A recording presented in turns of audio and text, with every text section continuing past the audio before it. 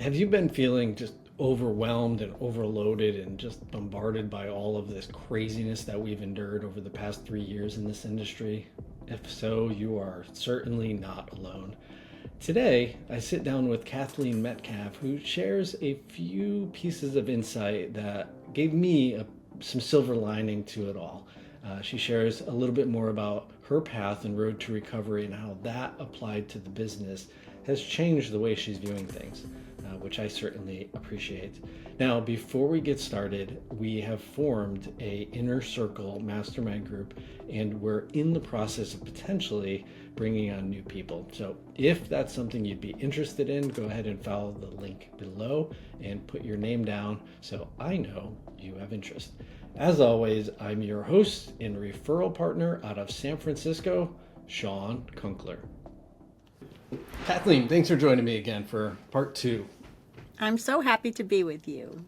I love this. We kind of briefly chatted beforehand about just mindset, and I feel like that's obviously such an important topic, especially with all that's happening on a micro and macro level in the business, in the industry, in the US, in the world. Yes. I feel like it's such a needed conversation.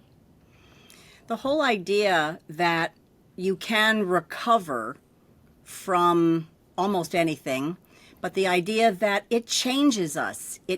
What's happening in the real estate industry is changing the real estate industry. For sure. And isn't that okay in many ways? Aren't there things, if we were really honest and neutral about looking at how it operates, maybe there are things that we would really like for it to be renewed in a different way. Yeah, I mean, not for nothing, but the way the commissions were prior to, we would walk around without contracts with people working for them in one of the largest investments ever and have no idea if or how much we would get paid. When you say it like that, right? It's like, oh, how come we didn't change this before, right? Yeah, you're like, but then I think as with anything, you get comfortable with it becomes the new standard. Yes. And then when change happens, no one likes it. And so now it's, let's fight it tooth and nail. And you're like, that other thing wasn't better. We actually have way more control over our lives and our businesses now. Yes, and conscious about the value proposition, right, that we bring to clients, and then being able to present that in a way where clients also recognize and understand, like, yes, I want to have compensation for the fact that you're providing all this value in order for me to make an enormous transaction, right, to be able to take care of business, take care of life, because buying and selling real estate happens inside usually one of the top 5 life events. Marriage, baby, divorce, death, relocation. 100%. And it's crazy to me how many agents I saw freak out about, I don't know how to talk about my value proposition. And I'm like, that's sales and business 101. Every product has it's the value. What's the value and benefit? And Yes. it was astonishing to me at how people were like, we don't know what that is. Yes. But I mean, the upside is now we have to think about it, and now we're improving that area of our business. So I think my point is there's a silver lining on the other side. There is. And when I talked with you on the podcast before, I asked you about the name Realtor180. So I don't remember if that was part of what we recorded or not, but will you tell your audience what is your intention for naming the podcast Realtor180? That's funny. I don't remember if we were recording or not, but yeah, I'm happy to share. Funny enough, I had a podcast prior to this, which was Solopreneur180. And that podcast, it was going in a different direction, and it wasn't the direction I wanted to go with it. And so switching it to Realtor180 was more hyper specific. And so kind of made some tweaks and adjustments there. But the 180 portion is, in my mind, it's not the turnaround, a 180 degree turnaround. It's more of the bounce. It's how do we get your business to go up into the right where do you want it to go? And so the 180 is the down to up, Yes. not the turn around per se. And so it's the whole point and the kind of the crux behind even just the name is I wanted to create a space for motivation, inspiration, education, that if you wanted and needed these things in your business and in your life, you came here to hang out and get more of that. And so Yeah. that's it. It's the whole spirit of it behind that name. I love that, and we did talk about that, so that there's the ability to recoup, right? To go in a different direction. And when I've heard other guests that you've interviewed also share some of their stories about how they have recovered in their own lives, it is something that I'm starting to share more about in my work life, separate from my personal life. So at the time of this recording, right next week, I'll celebrate 23 years clean and sober. Amazing. Congratulations. Right, which is incredible. And I've done my part, but my relationship to the universe and a higher power of my understanding, right, has helped that come to fruition. Yeah. That's 'Cause it's incredible. That's a Thank lifetime you. change. Thank you. It's a series of decisions that you make every day, right, in every situation about who you're going to be. And are you going to be who you used to be and therefore get to where you used to be? Or do you want to be this new person who then has different results, who has a different quality of life? So in talking about how do those tools, how does that mindset, how do those tools of recovery fit into the real estate industry of how we're going to recover? How do we create something new? And so one of the things that I mentioned to you as we were getting ready today was there is a gift in desperation that you don't want to miss. Yeah. It's usually dark and gloomy, but yeah, there's an opportunity. It's the silver lining. Yes. There's usually an opportunity within it. So agents who are tired, who don't know if when they think about next year, like, I don't know if I have the energy for it, or I don't know what I can create out of this, that Are you reading my notes? have I been in your journal, right? Like That's the how I gift feel. I'm like, oh gosh, not another year of this chaos. Holy crap. We've been through so much in these 3 crazy years. it has. And it's had a number of dips in it, right? But the idea that there's a gift in the desperation of I want it to be different. And so the 3 things that we can control in life are the thoughts we focus on, the words we say, and the actions we take. 100%. Yeah. There are many other things we try to control that we actually can't, that waste a lot of energy. And usually it's worry. It's like we Yes. worry about that thing we can't control anyways, and it's serving zero purpose, and then that usually creates its own next level of problems, and then usually us humans, we try to remedy it, and then can very easily go down the drug or alcohol path to mask. Right. So there is coping. Coping can turn into habit. Habit can turn into problem. So then sometimes we have to recover. So then we cope, and then we, have to recover. And so that cycle is also an opportunity in using a tool in personal recovery. Is where is something not working that you actually do have the ability to surrender it. Interesting. Stop digging.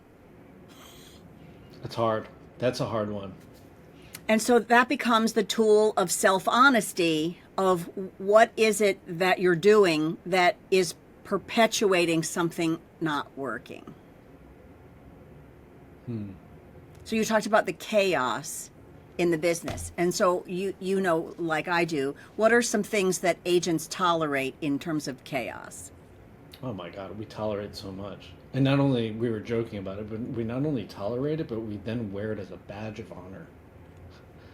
It's like I work at all hours of the day. I work 8 days a week and 28 hours a day.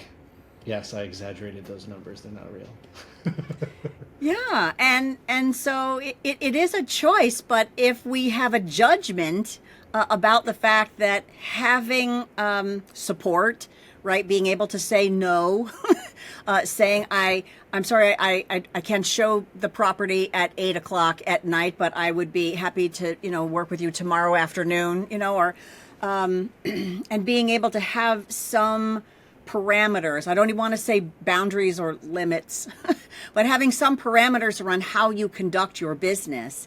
Those are choices. And you can make exceptions if you want to, right? Like the special client flies in and only has that time because they're leaving the next morning. Okay, you can make an exception. But then where are we working in ways that we create more chaos, where, and so this is a shameless plug for my own business, right? Like if you don't have good operations, right? If you don't have organized things happening in your business to be able to follow up on leads or take care of transactions, then there are ways to fix that so that you're not spinning so much in getting deals and keeping deals and closing deals. But the fact that if we have a judgment that that's the way it should be in order to feel good about ourselves, that's where we do have the opportunity to question the beliefs that we have that hold us prisoner. There's so much to unpack with all of that. Like each one of those tiny pieces that you shared are so deep. Like having systems in your business, that's a whole, that's 20 podcasts we can do on that one topic alone to create stability in the business, and setting boundaries and kind of having that work-life balance, which I roll my eyes as I say that because I don't believe in it. I think you can have balance, but I also think it's an illusion that it's a marketing word. You get to choose what balance looks like for you. Yes. Yeah. I mean, but nothing is in balance. Nothing is ever in balance. We're going into a problem, we're in the middle of one, or we're coming out of one. Like we're never in this it's like the illusion of happiness. It's like this, you're constantly chasing it, which then chasing becomes the activity, and we're not actually in the moment to be, I'm actually feeling joy right now. We have to hit replay on Sky Michael's episode. Yeah. Yeah, I mean, that's what his whole coaching is all about. How do you capture, like, be in that joy, not chasing the joy and scheduling it, but like actually being in it and feeling it and having it. Yes. And part of that is a habit. Part of that is an intention. And so this is where questioning the beliefs, and this too, right, is a tool in recovery, is really getting honest with what am I doing that's working? What am I doing that's not working? What am I doing that's contributing to the chaos? What am I doing that could be contributing to having a better experience? Yeah. And it's very similar to creating a customer journey, right? And most of us are good at that. We can think of it outside, but it's different to think of it inside. How do I craft my own journey so that I actually have more relaxation, more joy? And whatever is important to you. You can have intensity, and I don't think balance is equality. Balance can also be that the teeter-totter, right, it's on its edge, but it's still balanced. It's not out of control. Yeah. So you can work lots and have intensity in the way you work and how many transactions you want to do or the kind of clients you want to work with. But then are you able to unplug? Sure. And I know that I have clients and have had clients who get their businesses organized in certain ways where, they actually took 2 weeks off. That's amazing. It can happen. And someone else, I can do it myself, right? You schedule it that way. And it doesn't mean that things aren't happening. It just means that you have coverage. Yeah, you have a system in place. You have a system in place. You have colleagues, even if they're not on your team, but that you have a network, right? You've done such a beautiful job, Shawn, with collecting us in the Realtor 180 mastermind, right? That we stay together and we network and we learn about each other and we support each other. And so, well, we're not on the same team. We're not working, in the same city and everything. We're working all over with each other. Sure. But we're also here to support. Well, who do you know? Well, I need this. And so there is this wonderful community that agents can also have and build themselves, right? And if they need help for that, right, any of us would be willing to help them curate that. But to be able to then recognize the suffering, the tolerance, for the industry being the way it has been, that doesn't really work long term. That doesn't necessarily have to be like that in order to get results. I think that's really the crux of what I wanted us to be able to get at is we tolerate things that really don't, we think they, I don't know, we either unconsciously tolerate them and think that it's no big deal, or we have just built a callous of tolerance that we don't question. Yeah, I mean, I can see the latter being true for sure. That we just it's that old cook the frog slowly, boil the frog slowly, so it doesn't jump out of the pot, and it's. If it just incrementally gets a little bit uncomfortable, your tolerance level goes up and up and up and up, and eventually you're just running around like a chicken with your head cut off. But similar to, like quitting smoking, for example, people generally keep doing it because the short-term pain of changing it is a bigger, harder hurdle to get over than the long-term pleasure you'll have by quitting it. Right. And so we stay in it. We just stay in that cycle. Yes. So then what are the symptoms that agents experience that are warning signs of things that are being tolerated that don't necessarily have to be, but you have to be willing to at least question it, if not then potentially change it? That's an interesting one. What have you seen from the people you've worked with and coached? I've seen the kids say, other people's dads or moms come to their games. How come you don't come? Oh. Agents that miss Halloween with the kids because they had a listing appointment. And so they don't go trick-or-treating like the other parents do. Spouses or partners that roll their eyes or, try to tolerate the fact that you are on your phone or on your laptop, not only during dinner, after dinner, or while you're on vacation, or while you're at the sports game with the kids, or, that you step away from family events to take a phone call to negotiate something all the time. But maybe it doesn't always have to be like that. The other symptoms I get to see are high blood pressure. Oh, yeah. High blood pressure, weight gain or weight loss. I've worked with agents who have no adrenal system. They've burned out their adrenal glands. I feel like I'm there. Yeah. Is this a checklist? Oh, it sounds. Oh, this is not a checklist. Oh, sorry about that. Like that questionnaire at the doctor's office. Are these the symptoms that you have? Do you feel safe at home? Jeez. Yeah, it's funny now that you bring it up, but I feel like my adrenal glands are fried. Because, right, the worry, the adrenaline, we keep doing it, it's on edge. The matrix of, is it the Eisenhower model that has the 4 quadrants of time management? And quadrant 1 is that it's urgent and important. But living in quadrant 1 where everything is urgent burns you out. Burns out your staff, burns out your team, burns out your family. You're not supposed to live in quadrant 1, but we do often tend to do that in the industry. Yeah. especially having ADD. I don't get anything done unless it's on fire. And so like I definitely I run on adrenaline, not dopamine. And so, right, the counterbalance to that is in quadrant 2 is that the task is important, but it's not urgent. It has a deadline, it has a project plan. And this is the beauty of complementary teamwork.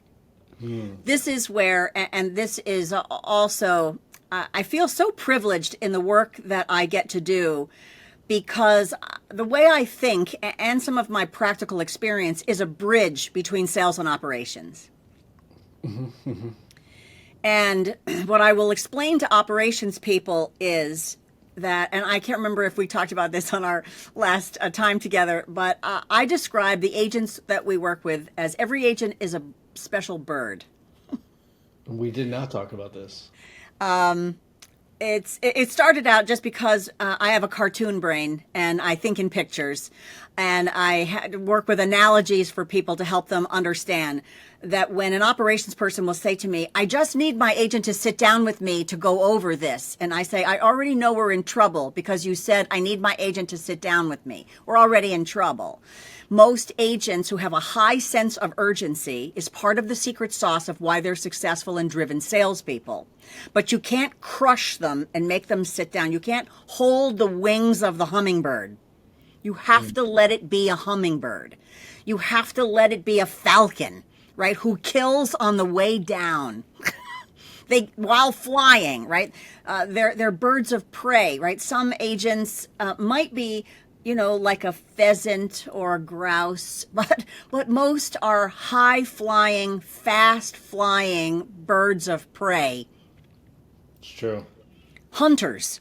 Yeah. Right? And so therefore, in terms of systems and operations, to be able to do that dance is part of how you allow everyone to be themselves, because the operations person just wants a plan and a deadline and be able to work more like the tortoise than the hare.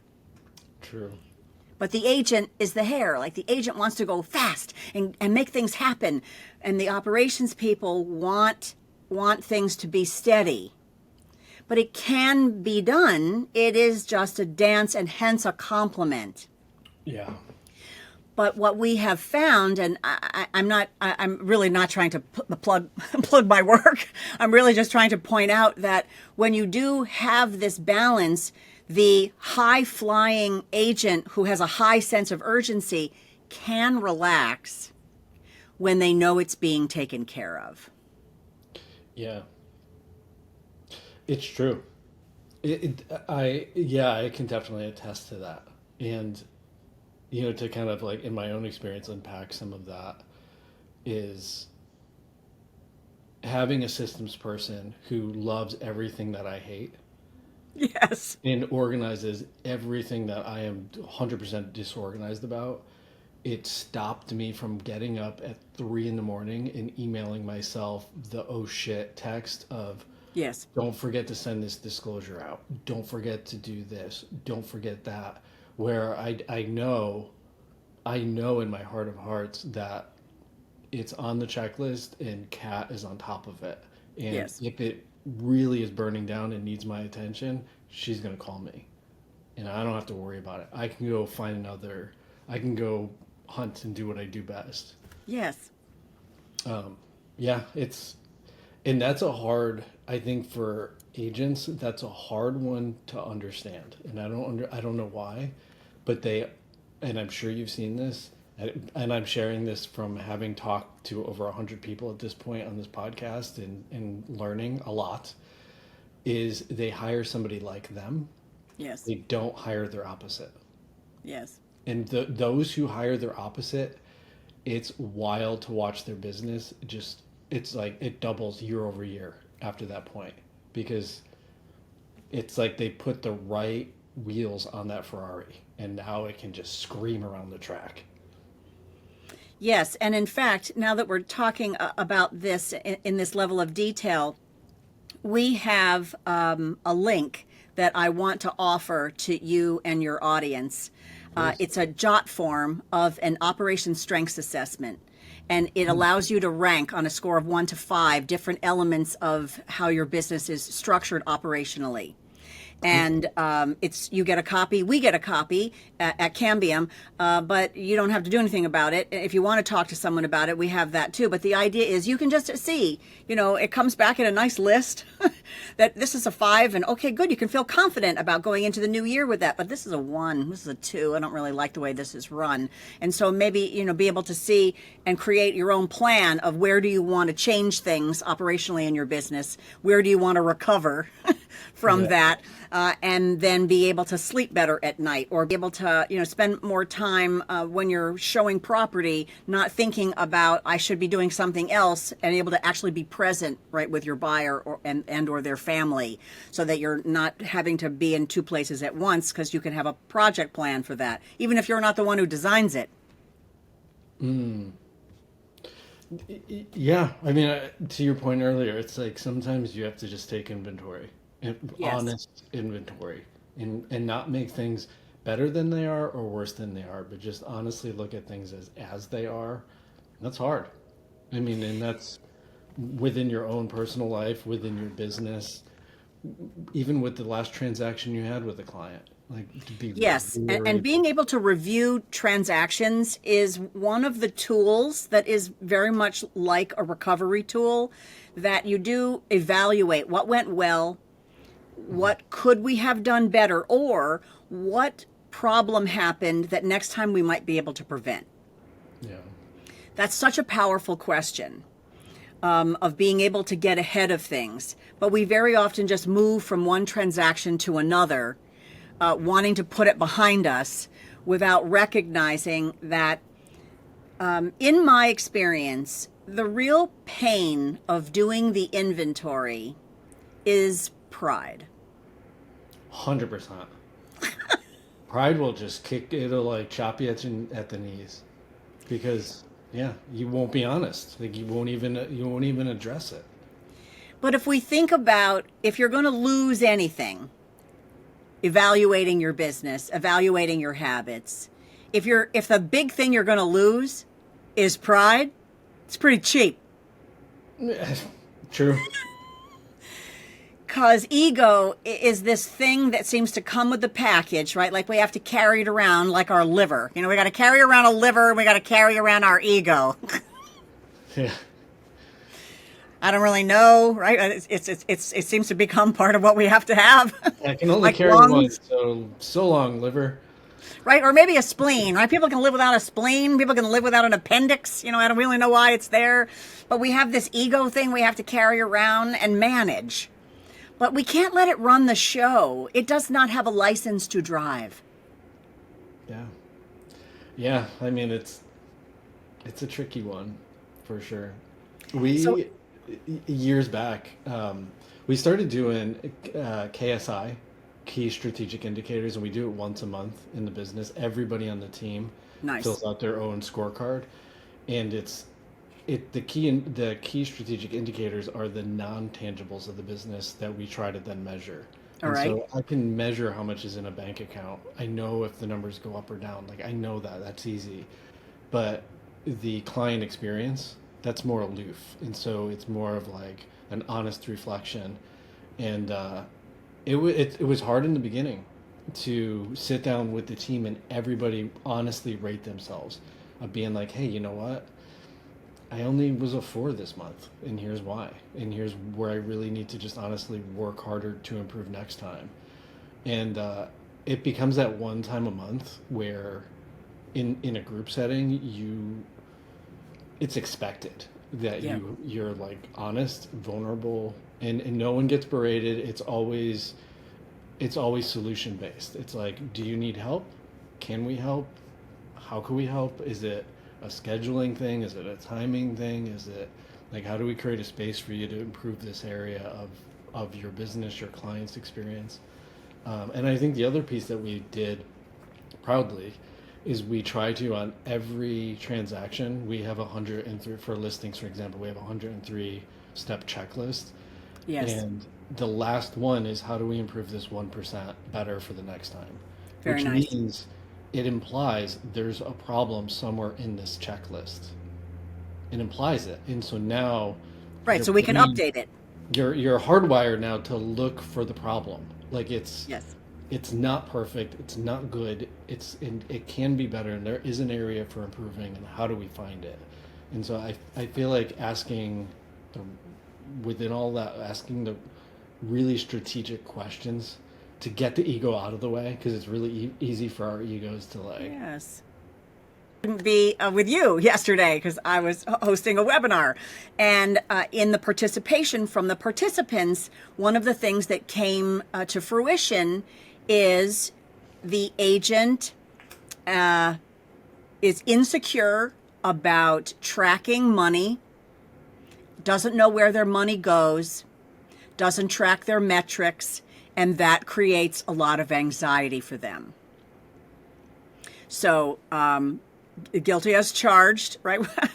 When I was first an agent, I was so happy to get a commission check, right? And had not always been on commission, right? I mean, I used to have a corporate life, and so I would put the money in the bank, pay the bills, spend the money, reward myself with something, and then you can see where we're going. One thing after another happened. Tax time came, and now I owe the IRS money. Brutal. It's brutal. And then that happened the second year, right? And so that now it's accumulating. Now I have payments. Now I have interest. And so fast forward, I became a coach later, right? It took me 7 years to get out of IRS debt. Brutal. Brutal. Cost twice as much as it might have. And I think what I also want to share about that is the tolerance of the hungry, need the money, can't afford to save, don't know how to put a system in place. I'm just doing what I know how to do. That feeling is so easy, it's so common, and there's no shame in that, right? It's a skill set.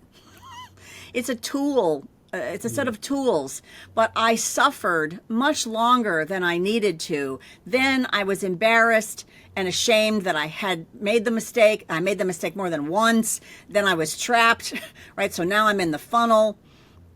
And so what I needed to be able to do then was say, I need help, which is a tool of recovery.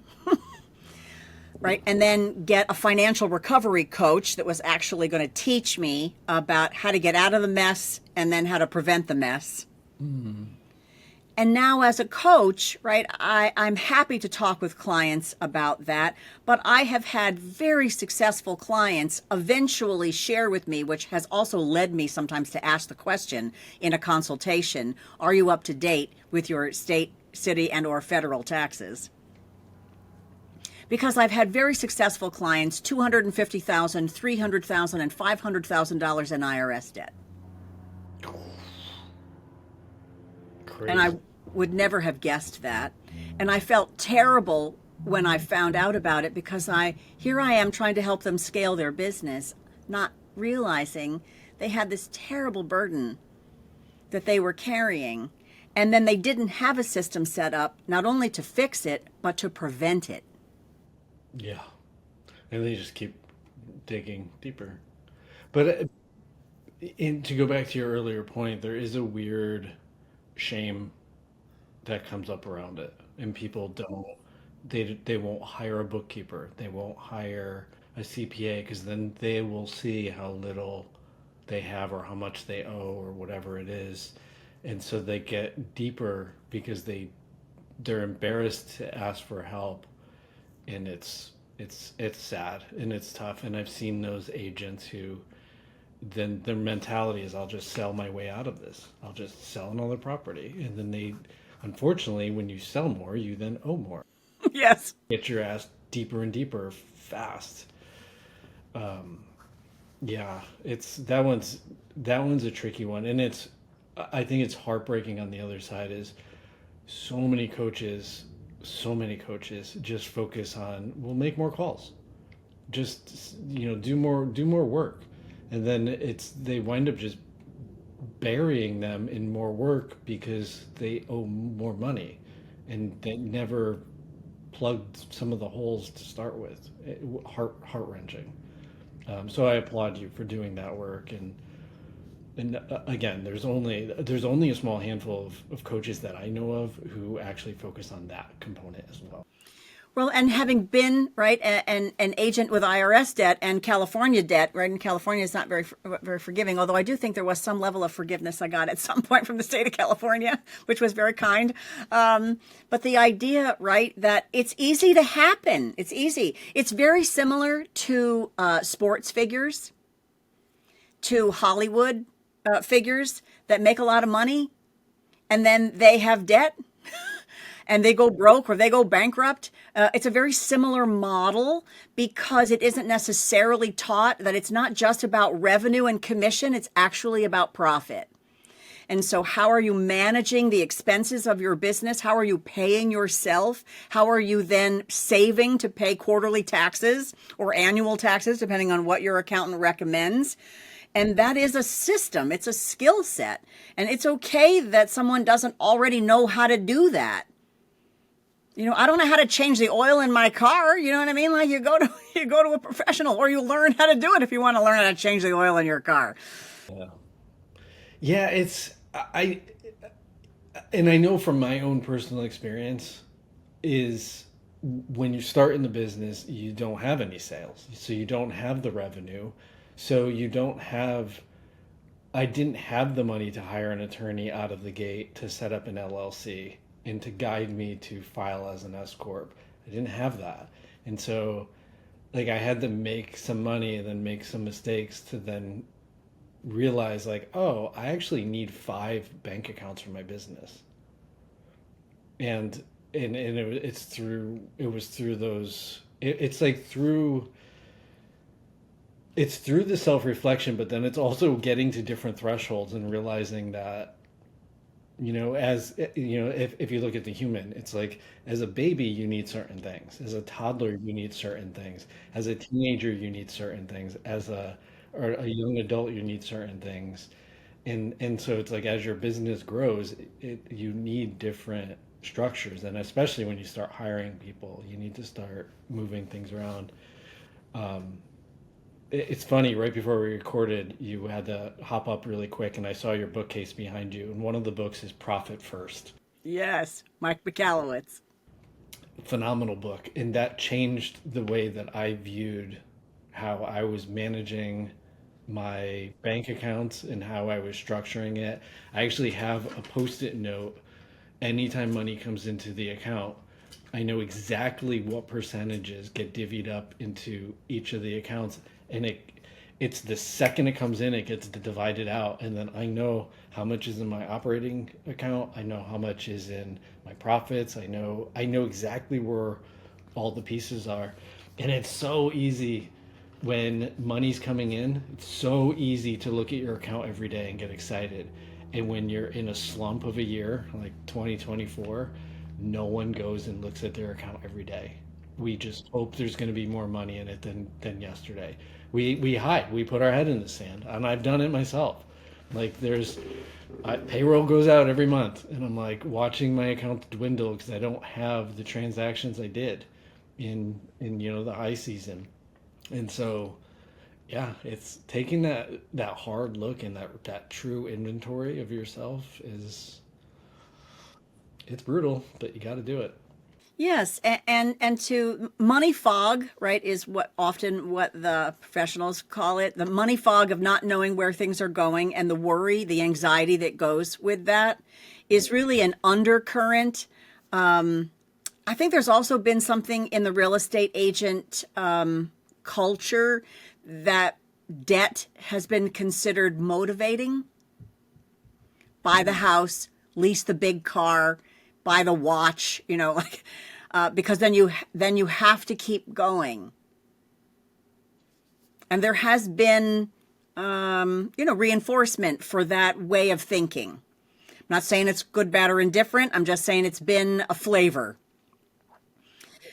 And so what you're talking about and profit first model, which I love his analogy in the book, which is toothpaste tube. You know when you get a new toothpaste tube and you just squeeze it and get a big nurdle on there and brush your teeth with it? And then at the end, you're just squeezing the tube down, right, to get a little last out. He said, well, you do it the other way around, right? You take the money off the top and then your operating expenses is left, but it's not the whole tube. You don't save after you spend, you save and then spend. That was a big realization for me. And yeah, like straight up off the top for me, 33% goes into my tax account. I don't touch it. It just sits there. And there's a decent amount of money in there. And there's so many times I wanted to tap into it, but I have the discipline to be like, nope, that's Uncle Sam's and I can't touch that. Yes. If when the taxes are done, right, that there's some bonus in there, then maybe, right? But not until they say go, not until they wave the green flag. And Yeah. I was lucky enough and unfortunate enough to have a father who started a business when I was like, it was his third business and I was 5 years old, and it became his final business that he owned for 45 years. And so I lived through him working 60, 80 hours a week. That was my childhood. And so I was on the receiving side of going to the game by myself or going to that school event by myself. So I know what that experience was like. But I was also fortunate enough to ask him, hey, if you were to start your business now, today, who would you hire first? And he said, hire a good attorney, hire a good CPA. And so a CPA was my first hire. And then when I had the money to structure, then I hired the attorney to structure my business for me. yes, and I hired a bookkeeper and a money coach because I'd already been through the recovery and I never wanted to have that happen again. And so, yes, to be able to put some systems in place because I didn't want that to happen. But I think, too, is that sort of goes along with this topic for you and I, is we're also trying to set up our businesses so that we can be there for the people that we love.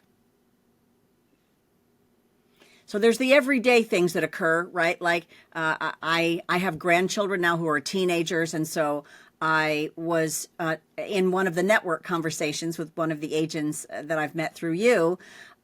He has a 6-year-old, and I said, I have a 14 and a 16-year-old. And now it used to be I would go to their games if I didn't have a client. But now I put their games in my calendar, and I don't have a client at that time because I'm going to the game. But the fact that that's sort of a daily activity, right? But then life happens. My colleague David Breckheimer uses the expression, life happens without notice. And so to be able to be there, right, when my mother had cancer, and to be able to be there for loved ones who are in the final stages of their life, and then have a business that can at least keep going and have us be remote. And then there is so much comfort in, because this is a marathon, right? It's not just a deal or just this year or just this economy. We're really trying to set up businesses that will carry us for many years, right? I celebrate 12 years in my business. How long will you have yours in the new year? I think 8-ish, somewhere in there. Terrible with dates. But that's sizable to be able to set that up. And how does your business fare when you have your focus on other things in your life? That's a great question. I mean, as you know, in September of 2024, I lost my mom, and I was at her side, and it was an incredibly hard experience, but my business is in California and my mom was in Connecticut, and I had to, for 3 weeks, basically a month, work remote and have my team support me through that whole experience. And so, yeah, I feel incredibly lucky and incredibly blessed to have built that right that infrastructure around me for that to have happened. Yes, and my condolences again. The connection you and I have there, right? We were about to have coffee that day. Yeah, it was pretty wild. Oh, yeah, yeah. You're on the East Coast. We were gonna sync up, and it just. Yes, and then life happened, right?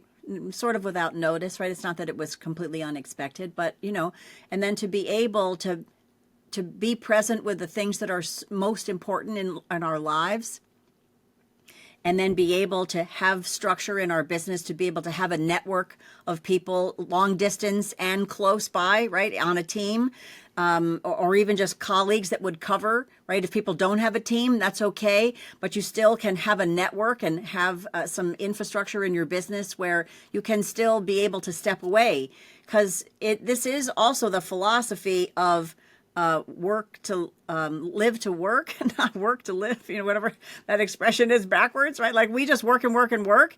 And it's important to remember that we're trying to create wonderful lives, support ourselves, our family, contribute back to our communities, make a difference in people's lives, and feel a sense of purpose and accomplishment.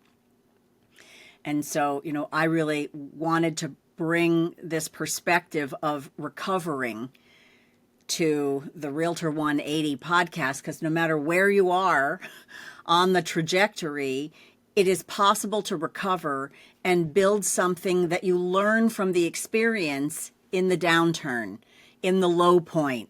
There's gold in there. There is fodder for making something better perpetually out of that.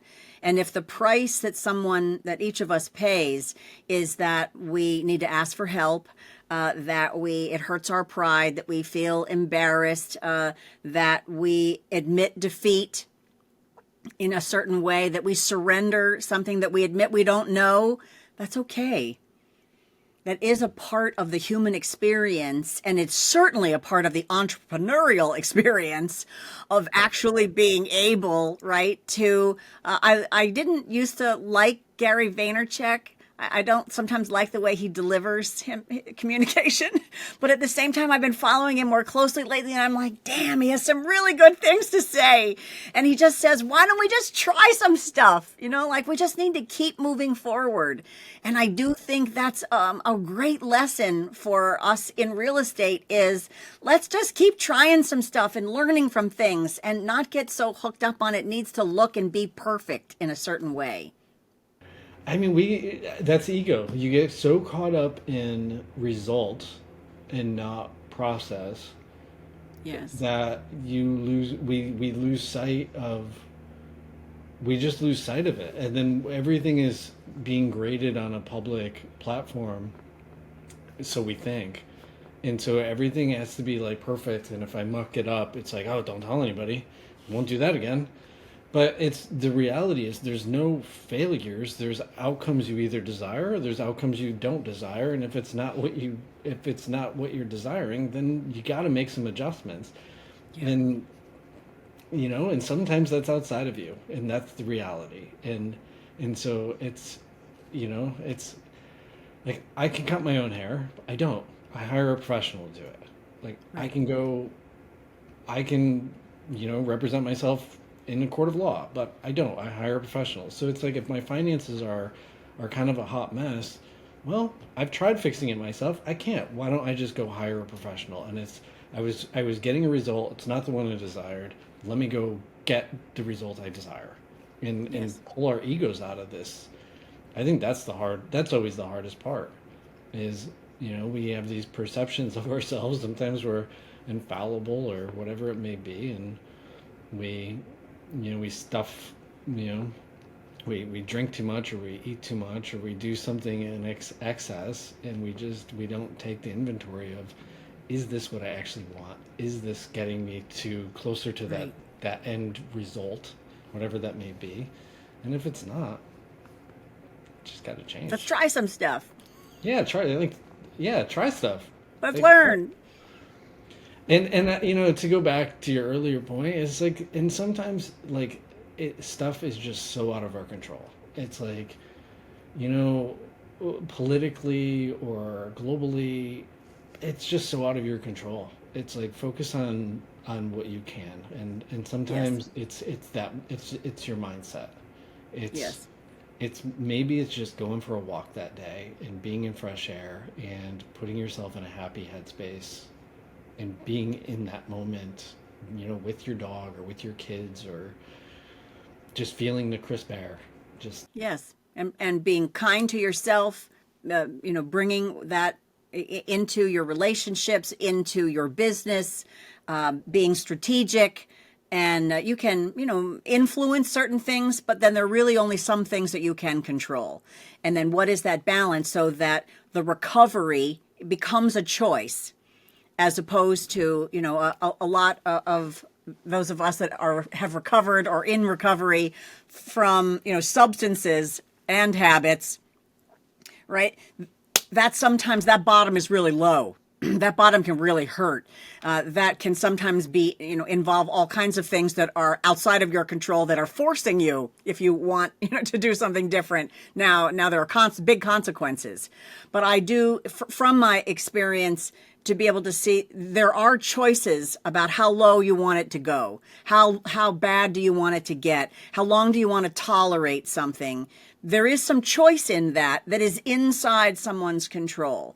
And so then have the courage, which is fear and action together, courage, to step forward, the vulnerability. And we have a couple of things in our favor now, which is that vulnerability and authenticity are actually fashionable. it's true.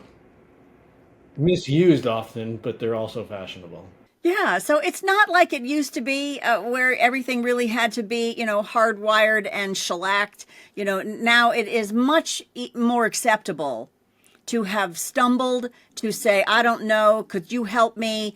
And then step forward into learning something and changing something. It's not as hard as the mind tries to convince us. It's true. I'm smiling because I'm Gen X, and it's like our generation was just like, we'll do it. I'll figure it out. Like, I got this. Like, no one's coming to save me. I'm a latchkey kid. Like, you're on your own. And so raising your hand to be on your own to, get some new resources is it's still within that flavor.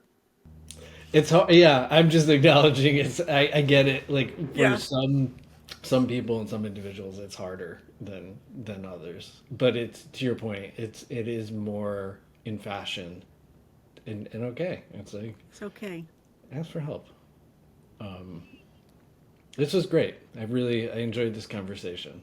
As always, chatting with you, and we'll Thank you. send me over those pieces, and we'll make sure that I will send you the link. we'll add them in the link below. Yeah, thank you for this. I appreciate it. It was fun. Thank you. Thank you for engaging in this topic, because I know you and I are very well aligned at wanting to help real estate agents and brokerages really, have a tremendous working relationship and have wonderful results. And so this is part of that engagement. Like, okay, let's really take stock and make changes where we can. I mean, that's the whole. That is, I think that's me to the core. It's like I genuinely just want to see the bar of this industry raised, and if I can pull together some really amazing people like yourself and share some tidbits and help that one person out there just view their business a little bit differently and make an improvement, I'm happy.